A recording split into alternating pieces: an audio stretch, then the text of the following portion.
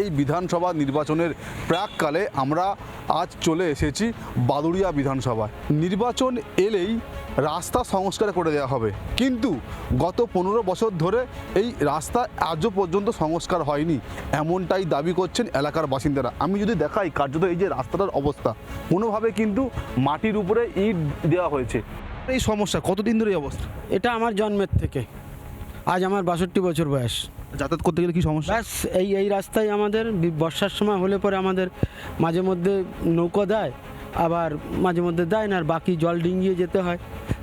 রুগী, ওষুধপত্র, জিনিসপত্র আনা নেওয়া এর ভিতর দিয়েই টেনে টুনে ঠেলে করে। বাদুড়িয়ার এই যে যমুনা নদী রয়েছে দেখতেই পাওয়া যাচ্ছে, পুরো কিন্তু কচুরি পানায় ভরে গিয়েছে। দীর্ঘ বেশ কয়েক বছর ধরে এই যমুনা নদী সংস্কার না হওয়ার ফলে এই বর্ষার জল এই নদী দিয়ে আর অন্য নদীতে বা বড় মানে নদীতে না যাওয়ার ফলে কিন্তু বৃষ্টিতে জলমগ্ন হয়ে যায় এলাকায়। এখানটায় এই হাঁটুর উপরে জল থাকে, মেয়ে ছেলেদের যেতে ভীষণ সমস্যা, জামা কাপড় ভিজিয়ে যেতে হয়।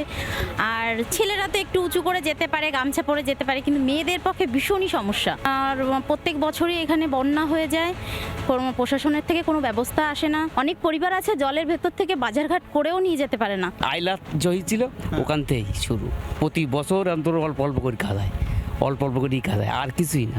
বিধায়ককে কোনোদিন তো দেখিনি আমরা।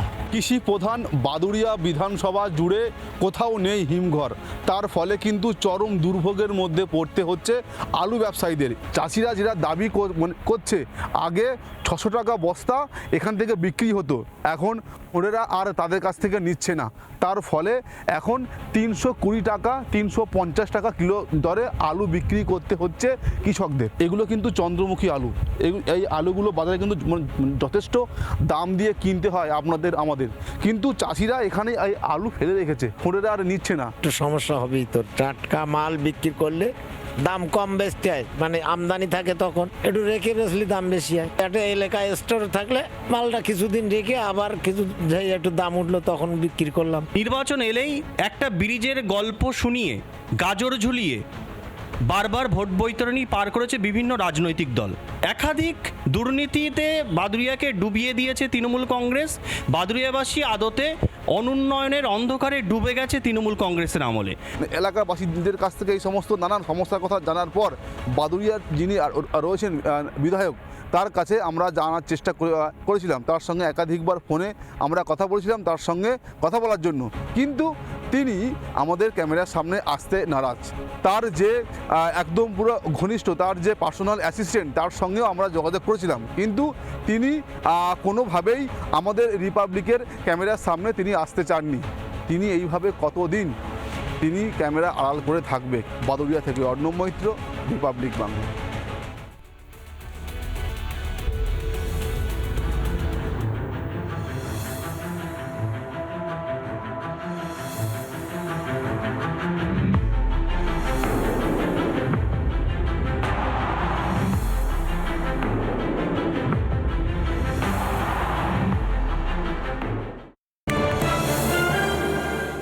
নানা ধরনের কন্টেন্ট দেখার জন্য লাইক করুন, শেয়ার করুন আমাদের ফেসবুক পেজ, সাবস্ক্রাইব করুন আমাদের ইউটিউব চ্যানেল।